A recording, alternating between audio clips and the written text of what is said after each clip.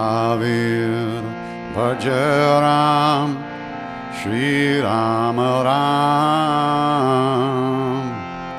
भज लो जी हनुमान, भज लो जी हनुमान, भज लो जी हनुमान, भज लो जी हनुमान। महावीर भज राम श्री राम राम। भज लो जी हनुमान, भज लो जी हनुमान, भज लो जी हनुमान, भज लो जी हनुमान।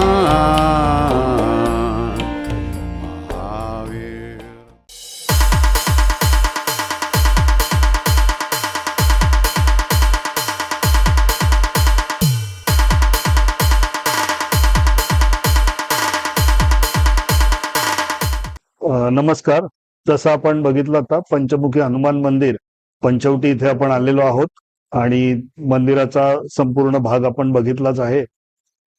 मंदिराचे जे प्रमुख महंत आहेत, महंत भक्तिचरण जी महाराज यांच्याशी आज आपण चर्चा करून घेणार आहोत. भक्तिचरणजीस महाराजांचा जो थोडक्यात परिचय आहे तो मी करून देतो आपणास. महाराज ह्या मंदिराचं पूर्ण व्यवस्थापन बघतात. त्यांचा संबंध अयोध्येच्या हनुमानगडीशी सुद्धा येतो आणि तिथूनच ते इथे आलेले आहेत आपल्याकडे नाशिकमध्ये. आणि आत्ताच त्यांची निवड जी झालेली आहे ती सर्व आखाड्यांचे, आपल्याकडे जो कुंभमेळा होणार आहे त्याचे सर्व आखाड्यांचे प्रमुख प्रवक्ते म्हणून त्यांची निवड झालेली आहे आणि ते आपल्याला याबद्दल बऱ्याच गोष्टी सांगणार आहेत. महाराज जी, आपको प्रणाम. और मंदिर के बारे में हम शुरू करते हैं. ये मंदिर जैसे हमने आज अभी देखा, बाहर से हमने उसका शूटिंग भी किया है. मंदिर में बहुत बदलाव आए आपके आने से, और पिछले हम 4 साल से 5 साल से देख रहे हैं तो मंदिर में बहुत सारे बदलाव आए हैं. तो ये मंदिर का इतिहास क्या है और इसके कैसे कैसे बदलाव के पड़ाव है, वो आप हमारे दर्शकों को थोड़ा. मैं महंत भक्तिचरण दास महाराज, पंचमुखी हनुमान मंदिर, रामाय रामभद्राय रामचंद्राय वेदसे रघुनाथाय नाथाय शिशितया पते नमः। अतुलित बलधामौ हेम शैलापदेहं धनुज बन किसानौ ज्ञानी नाम अग्रगण्यं सकल गुण निधानौ वानराणाम अधीशं रघुपति प्रिय भक्तौ बात जातौ नमामि। प्रभु श्री राम जी की पादस्पर्श, नासिक धर्मनगरी, पुण्यनगरी आणि महाराष्ट्र आणि नासिक संत की भूमि, प्रति 12 वर्ष में सिंहस्थ कुंभ मेला जहां पर होता है माँ गोदावरी के तट पर, तपोवन पंचवटी में अति प्राचीन श्री पंचमुखी हनुमान मंदिर जो सिंहस्थ शाही मार्ग में विराजमान है। ये प्राचीन मंदिर के इतिहास बहुत पुराना है। जहां तक हम लोग कागज में है उतना हम लोग को जानकारी है। उसके पूर्व में हनुमान जी किसी रूप में थे, कैसे थे, कौन उनकी ये प्रकट हुए थे, इसके बारे में कोई जानकारी नहीं है। जहां तक हम लोग को जानकारी है ये हनुमान जी मंदिर और अति प्राचीन है आणि पंचमुखी है आणि दक्षिणमुखी है। ये हनुमान जी के बारे में बहुत लोग, बहुत जो भी पूर्व लोग जो जिनकी इतिहास के बारे में जानकारी है वो लोग कहीं बताते हैं जे ये हनुमान जी, ये जब ये एक जंगल था तो एक झाड़ में हनुमान जी प्रकट हुए थे। उसके पहले हमारे कोई परंपरा के संत महापुरुष कोई होंगे जिनकी द्वारा ये हनुमान जी प्रकट हुए और उसी परंपरा को हम लोग पालन करते हुए आज भी उसकी पूजा आराधना कर रहे हैं। और ये हनुमान जी के समय समय पर जागा आणि रूप कहीं ना कहीं परिवर्तन हुआ है। आज की परिस्थिति में, आज के समय पे यहाँ पे लोग ज्यादातर दर्शन करने के लिए आते हैं। आणि अभी पूर्व में थोड़ी देर में हनुमान जी की जन्मोत्सव हुआ, बड़े धूमधाम में ये जन्मोत्सव हम लोग सभी लोगों बनाए हैं। और हनुमान जी के पास लोग आते हैं। कलयुग में ऐसे एक ही देवता है जो मतलब कभी मौत की कभी ये नहीं है, तो ऐसे प्रमाण है जो हनुमान जी यहाँ साक्षात विराजमान है। क्योंकि नासिक में हनुमान जी की जन्म स्थान है। इसका की शास्त्र प्रमाण में प्रमाणित है। आणि हनुमान जी की दर्शन मात्र के अपने मंदिर मन में कष्ट, दुख, कोई तकलीफ हो तो हनुमान जी कहीं ना कहीं हरण करते हैं। ऐसे इसी प्रकार हनुमान जी की आराधना पूजा हम लोग करते और भक्तों लोग से भी करवाते हैं। और जिसके मन में कोई भी तकलीफ होता है हनुमान जी उसकी मनोकामना पूर्ण करते हैं। और ये पंचमुख के बारे में जो कहावत है ये कई शास्त्र में कई प्रकार इसके वर्णन है, लेकिन एक वर्णन में ये आया है जब पाताल में हनुमान जी राम जी को अहिरावण चौरा के छिपा के ले चला गया था, तो वहां तो हनुमान जी वहां कहीं ना कहीं छोटे से रूप में वहां पाताल में गए और हनुमान जी राम जी को अपने कंध पर लेके हाँ फिर लेके आए थे। अरे वहां जो पाताल की देवी राक्षसी थी उनके साथ में हनुमान जी का युद्ध होता है तो उनको परास्त करते हैं और वहां पंच रूप धारण कर पंचमुख धारण करके वहां की जो व्यवस्था था राक्षसी की उसकी अपने जो पांच मुख है उसको ग्रहण करके उसकी राक्षस को नाश करते और राम लक्ष्मण जी को अपने कांध पर पुनः से लेके फिर तो ये कई शास्त्र में प्रमाण है। कई कई अलग अलग सुनी रीतियों की अलग अलग प्रकार प्रचार प्रसार है। तो ऐसे है पंचमुखी हनुमान मंदिर है। पंचमुखी हनुमान मंदिर की स्तोत्र और स्तवन जो कहीं करता है उसकी जरूर मनोकामना पूर्ण होता है। यानी आज हम लोग चर्चा करने जा रहे हैं नासिक। नासिक अति प्राचीन पुण्य नगरी, धर्म नगरी आणि दक्षिण काशी रूप में माना जाता है नासिक को। आणि नासिक की अत्यंत हम लोग भाग्यवान है जहां 88,000 मुनियों की तपस्थली, प्रभु राम जी अयोध्या से यहाँ पर आए हैं जहां 2.5 साल तक वनवास में निवास किए है। आणि उसके बाद अगस्त मुनियों की तपस्थली है। आणि जो राक्षस थे खर दूषण को यहाँ पर वध किए थे आणि यहाँ से थोड़ी दूर में जटायु आश्रम है जहाँ जटाई को उद्धार किए थे। आणि अपने नासिक में अत्यंत हम लोग अत्यंत भाग्यशाली है। माँ गोदावरी की तट पर हम लोग निवास करते जहाँ त्र्यंबक से आंध्र प्रदेश तक गोदावरी की प्रवाह से है। आणि ये गोदावरी हम लोग के लिए जीवनदायिनी है। आणि हम लोग हर समय कोशिश करते संत आणि सभी प्रशासन के अधिकारी कोशिश करते माँ गोदावरी की स्वच्छता पवित्र कैसे रखा जाए, समय समय पर उसकी स्वच्छता पवित्र के ध्यान रखा जाता है। आणि उसी के जल पर आज पूरा हमारे महाराष्ट्र में आने नासिक के किसान सुख शालिनी आने सुख समृद्धि भी सब कहीं प्राप्त होता है। ऐसे अत्यंत भाग्यवान हम लोग हैं जो गोदावरी के तट पर करते हैं। आणि प्रति 12 वर्ष जो सिंहस्थ कुंभ मेला होता है यही रामकुंड पर जो बाहर से साधु संत आते हैं यहाँ स्नान करते। ये इतिहास पुराण के अनुसार आज भी वो उसी प्रकार पालन करते हुए शासन प्रशासन अखाड़ा के द्वारा स्नान कराता है। आणि नासिक में कपालेश्वर भगवान है, कालाराम भगवान है, लक्ष्मीनारायण मंदिर है, पर्णकुटीर है आणि सुपर्णखा मंदिर है आणि विभिन्न प्रकार विभिन्न बड़े बड़े बड़े आश्रम है जिसमें सुंदर नारायण मंदिर है, नारुशंकर है।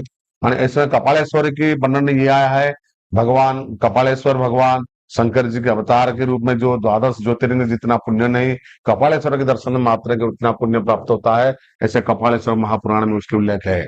कपालेश्वर ऐसे एक शिव मंदिर है, प्रत्येक शिव मंदिर में कहीं ना कहीं शंकर जी के सामने ये वृषभ महाराज रहते हैं, लेकिन ऐसे मंदिर है पूरा विश्व में जहां कपालेश्वर के सामने वृषभ नहीं है। तो आज यहाँ पर कपालेश्वर भगवान यानी अपने गुरु के रूप में उनको मानते हैं, इसलिए उनको अनुरोध करते हैं आज हमारे यहाँ गुरु है, आप हमारे सामने आज मत रहिए। ऐसे इसकी वर्णन आया है। अति प्राचीन मंदिर है यानी भगवान राम जी की पर्णकुटीर है जहाँ भगवान राम जी यहाँ कई साल तक निवास करने पर्णकुटीर में। यानी इससे लग के राम सेज किला है जहाँ भगवान यहाँ तपोवन में रहते थे, लेकिन राम सज्जा यहाँ से 12-15 किलोमीटर में हनुमान प्रभु राम जी वहां जाके शयन करते थे। आणि सुपर्णखा जहाँ राक्षसी सुपर्णखा की वर्णन आया है, लक्ष्मण जी उसकी नाक कान काटे थे। समय अनुसार नासिक नाम भी परिवर्तन हुआ है, पद्मनगर हुआ है और गुलशनाबाद हुआ है, जनस्थान हुआ है। आज की परिस्थिति में आज उसको हम लोग सिख रूप में मानते हैं। पूरा महाराष्ट्र, पूरा देश, पूरा विदेश तक नासिक की कहीं ना कहीं प्रमाण है। ये नासिक की धर्मनगर के नाते आणि एक आध्यात्मिक नगरी है आणि एक जो ऊर्जावान नगरी है आणि यहाँ के किसान हो आणि यहाँ की तंत्र नगरी, मंत्र नगरी, आणि आज के समय में कहीं ना कहीं देश को अच्छे अच्छे उत्पन्न करते हुए नासिक से कहीं ना कहीं देश विदेश तक पहुंचता है। नासिक औद्योगिक क्षेत्र में भी कहीं ना कहीं आगे बढ़ा हुआ है। इसी प्रकार नासिक की कहीं ना कहीं बहुत ऐतिहासिक भौगोलिक आणि क्षेत्र माना जाता है। आणि यहाँ की जो विद्वान है तो दक्षिण काशी इसलिए माना जाता है, तो जैसे काशी की विद्वान नगरी माना जाता है, ऐसे नासिक की विद्वान की नगरी माना जाता है। अच्छे अच्छे ब्रह्म वृंद के द्वारा वेद शास्त्र अध्ययन परंपरा के अनुसार चलते आ रहा है। आणि प्रत्येक 12 साल में यहाँ कुंभ मेला होता है, जो एक हमारे देश के लिए, जो हमारे विश्व के लिए, आणि जो भारत में 4 जगह में कुंभ मेला होता है, प्रयागराज, उज्जैन, हरिद्वार आणि नासिक। कहीं ना कहीं नासिक की एक नाम एक विश्व स्तर पर हम लोग मानते हैं। आणि हम लोग के अत्यंत भाग्यवान है जो हमारे नासिक के पास में त्र्यंबकराज भगवान जहाँ विराजमान है, माता सप्तशृंगी विराजमान है। कहीं ना कहीं माता पिता की आशीर्वाद हम लोग प्रति रहता है। त्र्यंबकराज जो 12 ज्योतिर्लिंग में एक प्रधान ज्योतिर्लिंग माना जाता है त्र्यंबकराज। आणि हमारे 3.5 शक्तिपीठ में माता सप्तशृंगी की ही इसकी बहुत बड़ा मान्यता है। जो भी आज लोग आणि पूरे भारत से लोग त्र्यंबकराज को 12 ज्योतिर्लिंग के कारण सब लोग आते हैं, दर्शन करते हैं। आणि यहाँ काल सर्प पूजा, नारायण नागावली पूजा वहां के ब्रह्म मुहूर्त द्वारा करा जाता है। आणि नासिक की जो जलवायु ऐसे लोग प्रमाणित है, नासिक जैसे जलवायु पूरा विश्व में कहीं ऐसे जलवायु नहीं है। कहीं ना कहीं प्रभु राम जी जब अयोध्या से यहाँ आए थे, यहाँ की वातावरण, यहाँ की उस समय की वस्तु से देखते हुए, मौसम को देखते हुए भगवान यहाँ निवास 2.5 साल तक किए। आणि जो धर्म के प्रति कुठाराघात करते, धर्म पर अत्याचार करते थे, ऐसे राक्षस को प्रभु राम जी अपने द्वारा उनको वध किए। आणि यहाँ से 40 किलोमीटर के जटायु आश्रम है, जहाँ प्रभु राम जी की जब सीता माता की चोरी करते हुए रावण ले गया, तो जटायु ऐसे था जो उनकी पूरा माता जी के बारे में पता बताया, आणि जटायु को रावण वध कर दिया था अपने कर कमल द्वारा। प्रभु राम जी उसकी उद्धार की है, ऐसे मान्यता कहीं ना कहीं हमारे शास्त्रों अनुसार माना जाता है। आणि नासिक में बहुत संत महात्मा के आश्रम है, जो आश्रम है जहाँ संतों, जो भी हमारे साधु संत बाहर से भी आते हैं, कहीं ना कहीं संतों के आश्रम के कारण यहाँ अनवरत साधु संत की आगमन रहता ही है। आणि जैसे त्र्यंबक में है, त्र्यंबक में भी कई आश्रम है, मठ मंदिर है, जो भी साधु संत भी यहाँ आते रहते हैं। तो कहीं ना नासिक एक ऊर्जावान शहर, एक आध्यात्मिक भौगोलिक क्षेत्र में कहीं ना कहीं हम लोग आगे है। ऐसे नगरी के बारे में कई प्रकार लोग वर्णन करते हैं। आणि ये नगरी के बारे में हमारे सिंहस्थ जब हुआ था, यूनेस्को जैसे एक संस्था, ये सिंहस्थ कुंभ मेला को जोड़ा गया। ऐसे इसी प्रकार नासिक के बारे में हमारे इतिहासकार, भौगोलिक वाले भी सोच से विचार करते हैं। नासिक के बारे में कितने भी हम लोग वर्णना करते हैं, कहीं ना कहीं हम लोग के उसमें कमी है। तो नासिक के किसान की भाइयों को, चाहे किसान हमारे जो नासिक के अंगूर पूरे विश्व प्रसिद्ध माना जाता है। तो माँ गोदावरी के जल पर, आणि गोदावरी की यहाँ की जल उजाव के कारण हमारे नासिक की शहर एक सस्यशाली शहर माना जाता है। आणि नासिक इसलिए कहा जाता है धर्म नगरी, तो पुण्य नगरी। यहाँ 88,000 मुनियों की तपस्थली, हमारे संत निवृत्तनाथ महाराज जिनकी जीवन समाधि त्र्यंबकराज में है, आज उसकी पालकी बड़े धूमधाम से नरपुर तक जाता है। हमारे जो वारकरी संप्रदाय, महाराष्ट्र सबसे कोई बड़ा संप्रदाय कोई होता है तो वारकरी संप्रदाय नासिक में सबसे ज्यादा है। वारकरी संप्रदाय हमारे भगवान विठ्ठल जी की कीर्तन करते हुए, भजन करते हुए, आणि एक धार्मिक आणि वातावरण के कारण ये आगे बढ़ाते हैं। भारत में समुद्र मंथन के बाद जो अमृत बिंदु गिरा था, जिसमें भारत में 4 जगह में है, प्रयागराज, उज्जैन, हरिद्वार और नासिक। 4 महीना पहले प्रयागराज में जो कुंभ मेला हुआ, विश्व प्रसिद्ध कुंभ मेला, उत्तर प्रदेश सरकार माननीय योगी जी के द्वारा किया गया है, जिसमें 65 करोड़ लोग माँ गंगा की, जमुना की, सरस्वती की तट पर स्नान किए हैं। तो आज आने वाले जो कुंभ मेला नासिक 2027 में आने वाला है, उसको ध्यान रखते हुए, प्रयागराज कुंभ मेला को ध्यान रखते हुए नासिक प्रशासन और साधु संत, सर्व नागरिक जोरदार कुंभ की तैयारी में लगे हैं। कहीं ना कहीं हम लोग की आध्यात्म के प्रति काई श्रद्धा भावना हम लोग की बढ़ते जा रहा है सभी लोग की। तो वो जो नासिक कुंभ मेला आने वाला है उसमें हमारे 13 अखाड़ा की संत यहाँ आने वाले स्नान करने के लिए, जिसमें त्र्यंबक में 10 अखाड़ा आणि नासिक में 3 वैष्णव अखाड़ा, जिसमें दिगंबरा निर्मोही यानी अखाड़ा, निर्वाणी यानी अखाड़ा, ऐसे तीनों अखाड़ा यहाँ स्नान करेंगे और 10 अखाड़ा त्र्यंबक स्नान करेंगे। उसकी प्रशासन अपने तरीका से अपनी तैयारी में लगे हैं और समय समय पर अखाड़ा की संतों के द्वारा उनके सानिध्य में चर्चा विचार विमर्श करते हुए और महानगर पालिका विस्तार रूप में ये आज सिंहस्थ की तैयारी होने जा रहा है। तो मैं ये सिंहस्थ कुंभ मेला में, तो जो आने वाला कुंभ मेला, मैं आपके द्वारा सबको आह्वान करूंगा, जे निमंत्रण दूंगा, जो हमारे जो आने वाले कुंभ मेला सिंहस्थ नासिक में होने वाला है, आप लोग सभी लोग आइए, माँ गोदावरी के तट पर लोग स्नान करिए और अपने मनस्कामना पूर्ण होगा आपका और आप जरूर पुण्य की लाभ होगा। और आपके साथ साथ सबको इसमें भी आप लोग भी आह्वान करिए, जे कुंभ मेला में आप लोग जरूर स्नान करने के लिए आइए, यहाँ आए हुए साधु संत के दर्शन करिए और अपने द्वारा आए हुए अतिथियों की और अपने तन मन धन से आप लोग उनकी सेवा अर्चना करिए, जरूर आपकी इच्छा पूर्ण होगा और आपको जरूर पुण्यों की लाभ आप लोग को प्राप्त होगा। महाराज जी, जैसे हम लोग अभी कुंभ की बात कर रहे थे, सिंहस्थ कुंभ मेला, तो आपने कहा कि नासिक में अखाड़े रहते हैं, 3 अखाड़े रहते हैं, 10 अखाड़े त्र्यंबकेश्वर में होते हैं। तो इन सबके स्नान का एक समय होता है, शाही स्नान होते हैं। इसी के जोड़ते हुए अपने यहाँ पे मंदिर है कावनाई मंदिर, वो कावनाई मंदिर में भी स्नान होते हैं, चक्र तीर्थ में भी स्नान होते हैं, तो उनका क्या अलग से महत्व है? ऐसे है, प्राचीन काल में ऐसे का मान्यता है, चक्र तीर्थ में कुंभ मेला होता था, जिसके कारण हमारे सभी शैव वैष्णव एक साथ में रहते थे। किसी कारणवश आपस में कुछ थोड़ा मतभेद के कारण, तो पेशवाकालीन के समय पर जे उनको जो 10 आंकड़ा शैवों को वहां कुशावर्त में कुंड बना के दिया गया है, यानी जो वैष्णव के 3 आंकड़ा को नासिक राम कुंड में उनको स्नान करने के लिए दिया गया। उसी पेशवाकालीन के निर्णय के जो तामपत्र लेखने के कारण आज उसी परंपरा को पालन करते हुए प्रशासन और आंकड़ा वाले तो उसी परंपरा को आज भी स्नान करते हैं। वो वहां त्र्यंबक में शैव 10 आंकड़ा स्नान करते हैं और वैष्णव 3 आंकड़ा रामकुंड पर, गोदावरी के रामकुंड पर तब पंचवटी में स्नान करते हैं। और जहाँ कपिल धारा और चक्र तीर्थ, तो उस समय में ऐसे एक प्रमाणित आया है, जहां जहां कुंभ मेला पहले होता था, तो कुंभ मेला उस समय में कोई ना मोबाइल था ना चिट्ठी था, ऐसे कुछ नहीं था। तो जब कुंभ मेला होता था तो साधु संत ने हाथी घोड़ा पालकी के साथ सब लोग आते थे यात्रा करते हुए।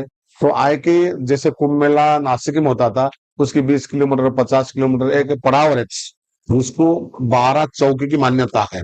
तो पहले सभी लोग हर एक प्रांत से अलग अलग जगह से आए कि वहां रुकते थे, तो वो रुक के फिर एक साथ सबकी चर्चा हुए साधु ग्राम के अंदर प्रवेश करते। तो इसलिए वो लोग कहते हैं जो मूल स्नान सिंहस्थ के मूल स्नान है। तो मूल स्नान मतलब यही है, जो पहले साधु संत आते थे वहां तीर्थ थे, एकत्रित होते थे, चौकी उसको माना जाता था। जेकड़ में 12 चौकी मान्यता है, तो वो चौकी में रुकते थे, रुक के फिर एकत्रित होगी आने के कुंभ मेला में दिखाए हम लोग साथ में फिर बस हुए। आज की परिस्थिति में क्या हो गया, आज सबके वाहन हो गया, मोबाइल हो गया, चिट्ठी लिखने का परंपरा हो गया, तो कोई वो चौकी का मान्यता नहीं है। अब डायरेक्ट कुंभ मेला में आ जाते हैं। और उस समय सबके पास बहुत था, अभी किसी के पास समय कम है, तो इसी कारण वो आते थे। लेकिन वो जो आज कह रहे हैं, तो वहां हम लोग शाही स्नान नहीं करते, एक पर्व स्नान के रूप में हम लोग वहां पर्व स्नान करते हैं। तो हमारे जो अखाड़ा के पदाधिकारी, हमारे अखाड़ा के निशान और साधु संत सब लोग पब्लिक वहां भक्त लोग जाते हैं, तो पर्व स्नान के रूप में काउनम में करते हैं और चक्र तीर्थ में भी करते हैं, और जहां आसपास में अन्य जो तीर्थ है वहां पर स्नान करते हैं। उद्देश्य यही है, जो पूर्व काल में साधु संत में करते थे, जो परंपरा को पालन करते हुए करते थे, चौकी में उसका यह था। आज हम लोग उसकी चौकी के पास निवास नहीं करते, लेकिन जब आ जाते तो वो चौकी की प्रमाणित जो है तो उसमें हम लोग जाते हैं, स्नान करते हैं, वहां की जो भक्त है, जो साधु संत है, उनके साथ मिलते हैं, भोज भंडार जो परंपरा के अनुसार होता है, तो वो परंपरा को आज भी पालन हम लोग करते जा रहे अभी जो महाकुंभ हुआ प्रयागराज में, 144 साल के बाद में ये महाकुंभ का पर्व था। तो इस पर्व का एकंदरित आप देखे तो, नियोजन देखे या भक्तगणों की संख्या देखे, तो इसने पिछले जो भी ये थी मान्यता थी, जो भी अपेक्षाएं थी, उससे बहुत बहुत ही अच्छी तरह से, मतलब उसका कोई हम सोच भी नहीं सकते इस तरह से वो कुंभ मेला का पूरा नियोजन ये हुआ। भक्तों ने भी उनमें बहुत सहायता दी, और जो प्रशासन, बाकी जो अधिकारी, शासकीय प्रशासकीय अधिकारी जो, उन्होंने भी उसमें बहुत मदद की। तो इसी वजह से इतने करोड़ों लोग एक जगह ये होके वहां पे एकदम ही सही तरीके से कुंभ मेला अपना हो गया। तो अभी ये जो पर्व शुरू हुआ है, पिछले 10-15 सालों से आप देखेंगे तो ये सनातन धर्म का पर्व शुरू हो गया है, पुनः पर्व शुरू हुआ है। तो उसी के हम लोग ये देखा, एक प्रयागराज में जैसे ये हुआ, तो अभी इस बार तो हमारे नासिक में होने वाला है। तो पिछली बार की तुलना में आपको क्या लगता है, इस बार में हम कितने की अपेक्षा कर सकते हैं? अपेक्षा मतलब संख्या में तो नहीं, लेकिन युवकों के प्रति श्रद्धा भाव हम लोग जो देख रहे हैं, तो वो सबकी अपेक्षा में आपको क्या ये लगता है? समय समय अनुसार नासिक जो कुंभ मेला में प्रशासन की तैयारी, वो भी एक तरफ, आणि जनसंख्या की एक तरफ, आणि काही श्रद्धालुओं की संख्या धीरे धीरे बढ़ते जा रहा है। जैसे आप बताए प्रयागराज में अभी हुआ, एक अविस्मरणीय कुंभ मेला हुआ। माननीय प्रधानमंत्री, माननीय जोगी जी जो मुख्यमंत्री, उनकी बहुत बड़ा प्रयत्न के कारण वो कुंभ मेला सक्सेस हुआ है। आणि दूसरी बात यह है, तो एक प्रमाण तो ये माना जाता है, जो पहले ऐसे होता था, जो घर में बुजुर्ग होते वही तीर्थ करने के लिए जाते थे, लेकिन आज सोशल मीडिया के माध्यम से यंग जनरेशन कहीं ना कहीं आध्यात्मिक सनातन की ओर से जा रहे हैं। एक ज्वलंत उदाहरण जिसको प्रयागराज माना जाता है, पूरे देश के आधा नागरिक वहां आज स्नान करने के लिए गए। जैसे माननीय जोगी जी, एक वहां की उत्तर प्रदेश सरकार की आज डिक्लेयर किया 144 साल के बाद कुंभ मेला आया। ये सत्यता है, प्रत्येक 12 साल में महाकुंभ आता ही है। जैसे नासिक में हर एक 12 साल में सिंहस्थ कुंभ मेला आता ही है, उसका कोई दोहराए नहीं। जब से अमृत बिंदु गिरा है तब से प्रत्येक 12 साल में कुंभ मेला होता ही है। लेकिन एक लोगों को प्रचार उसी प्रकार किया गया है, तो कहीं ना कहीं लोगों के अंदर एक श्रद्धा भाव बढ़ा, नहीं कहीं ना कहीं वहां लोग गए। आणि जैसे 65 करोड़ लोग नासिक प्रयागराज गए, तो नासिक के हिसाब से, नासिक में जो ऐतिहासिक मतलब इतिहास के हिसाब से, भूगोल के हिसाब से कहीं ना कहीं नासिक थोड़ा सा कमी है। लेकिन कमी जगह के हिसाब से कम है, लेकिन व्यवस्था के हिसाब से प्रत्येक कुंभ मेला, जितने जगह जहां जहां कुंभ मेला होता है, नासिक सबसे टॉप में रहता है।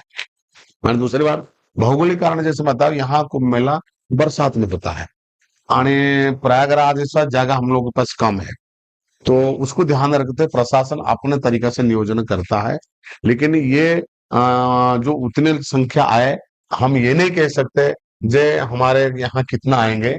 तो जो भी संख्या आएंगे, जो भी प्रशासन आकलन कर रहे हैं, हम लोग भी उनको जानकारी दे रहे हैं, तो ज्यादा से ज्यादा संख्या यहाँ लोग आएंगे। युवक ज्यादा ही आएंगे, क्योंकि लोग टीवी मोबाइल के माध्यम से देख रहे हैं, आणि कम्युनिकेशन सुविधा है, लोग पास गाड़ी है। आज नासिक में ओझर जैसे विमानतल हो गया, और शिरडी विमानतल हो गया, और समृद्धि जैसे महामार्ग, रोड रास्ता की सुविधा हो गया। लोग कहीं ना कहीं आने के लिए मन में ये नहीं होता, जरूर गाड़ी लेके चाहे ट्रेन में आते ही है, तो उसके कारण संख्या आएंगे। तो कितने आएंगे इसकी अभी तक कोई आंकलन नहीं है, प्रशासन अपने तरीके से आंकलन कर रहा है। लेकिन मैं तो यही कहूंगा प्रशासन को, ज्यादा से ज्यादा संख्या की व्यवस्था करना चाहिए। जो भक्त लोग आएंगे, साधु संत आएंगे, क्योंकि उनकी शौचालय की व्यवस्था, भोजन की व्यवस्था, रहने के लिए व्यवस्था, पार्किंग की व्यवस्था, ये करना चाहिए। तो यही एक शब्द आता है, जे कहीं ना कहीं हमारे जो सनातन के प्रति कहीं ना कहीं हम लोग की जो श्रद्धा भावना बढ़ा है, आणि समय आने पर ये श्रद्धा बढ़ते जाएगा, आणि हर एक जगह में जहाँ कुंभ मेला होता है वहां संख्या में ज्यादा आएंगे। आणि जहां जहां धर्मस्थल है, जहां जैसे अयोध्या में राम मंदिर हुआ, चाहे काशी विश्वनाथ हुआ, आज नूतनीकरण होने के बाद कॉरिडोर बनने के बाद वहां ना कहीं संख्या बढ़ रहा है। आओ आज हमारे केंद्र सरकार की ओर से नासिक की कालाराम मंदिर कॉरिडोर, त्र्यंबक की कॉरिडोर बनाने जा रहे हैं, तो यहाँ भी समय आने पर तीर्थ यात्रियों की संख्या बढ़ेगा। आणि खाली यात्रियों की संख्या बढ़ने से ये नहीं, यात्री आने से तो यहाँ की आर्थिक व्यवस्था ही बदलता है। तो वो मुख्यतः जैसे एक रिक्शा वाले से चाय बेचने वाले से लेके 5 स्टार होटल वाले तक, वो फूल बेचने बेचने वाले से लेके सबको कहीं ना कहीं उसकी सुविधा होता है। आणि आर्थिक जगत में जो जहां जो स्टेट में आता है, अपने स्टेट से लाके वो स्टेट में पैसा खर्च करता है, वहां की जीएसटी बढ़ता है, वहां आर्थिक प्रगति कहीं ना कहीं होता है। जैसे प्रयागराज में जोगी जी डिक्लेयर के जितना खर्च ने उसी के लाखों गुना उनको वहां की स्टेट को फायदा हुआ। तो ये उसको भी ध्यान में रखते हुए प्रशासन तैयारी करना चाहिए, इसको कमजोरी नहीं लेना चाहिए।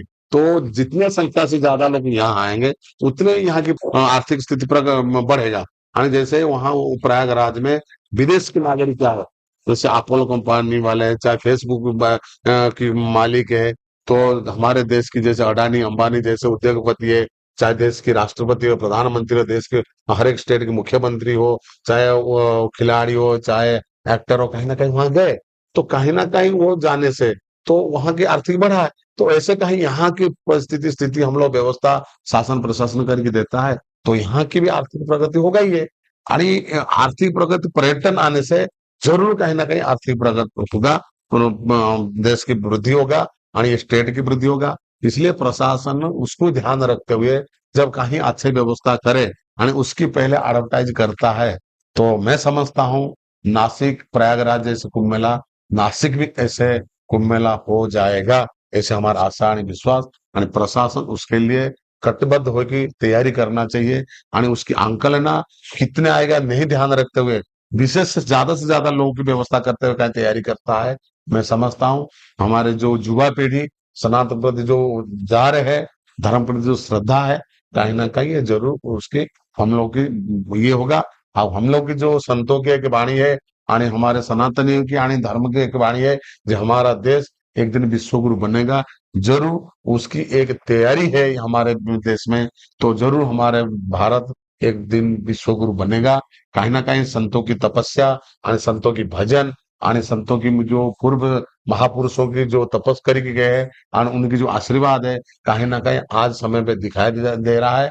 और हम लोग कहीं ना कहीं जो भटक गए थे, कहीं ना कहीं मुख्य धारा में हम लोग आ रहे हैं और आने वाले समय में और उससे ज्यादा आएंगे।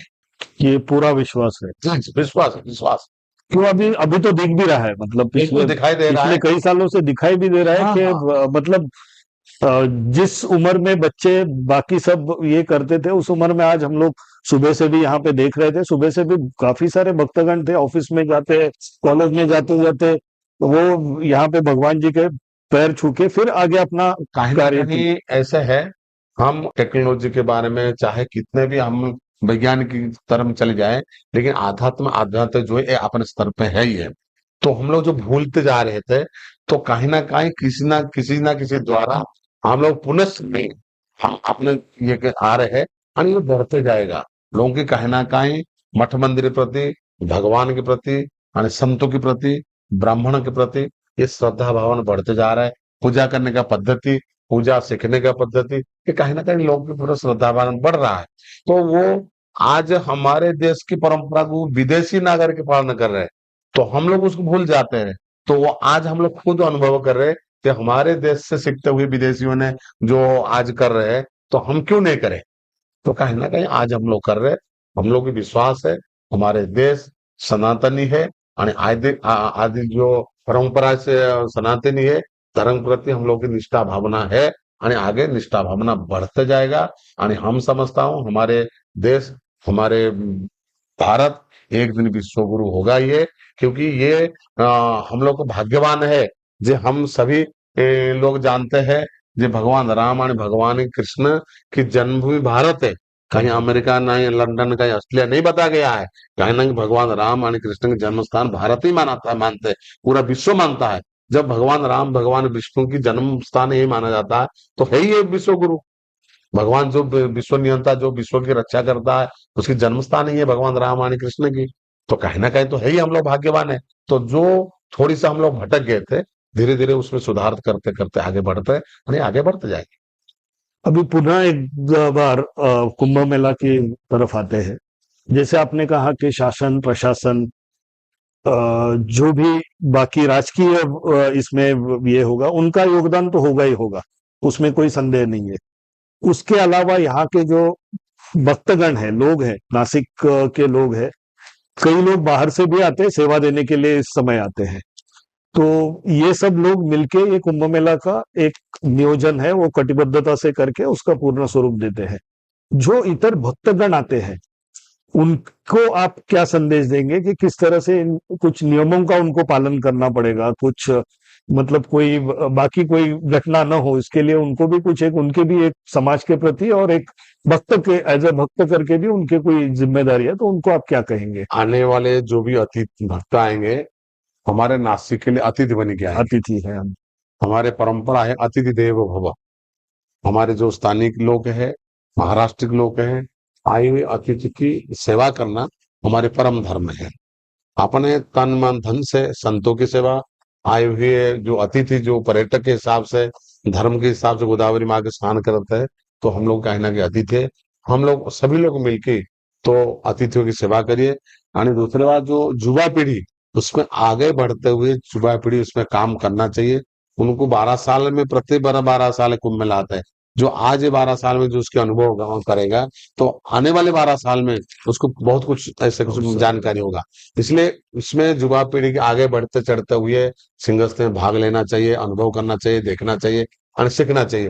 और जैसे बाहर से यात्रियों ने आते हैं, तो उनको भी हम ये कहूंगा, ज्यादा से ज्यादा संख्या से आप लोग आइए, माँ गोदावरी में, रामकुंड में, त्र्यंबकराज में, कुशावर्त में स्नान करिए। आणि अपने जैसे प्रशासन शासन की ओर से जो नियम बनाया हुआ है, रामकुंड में स्नान करना, विधिवत आना, किसी को परेशान नहीं होना, इसको अपना अपने खुद ध्यान दीजिए।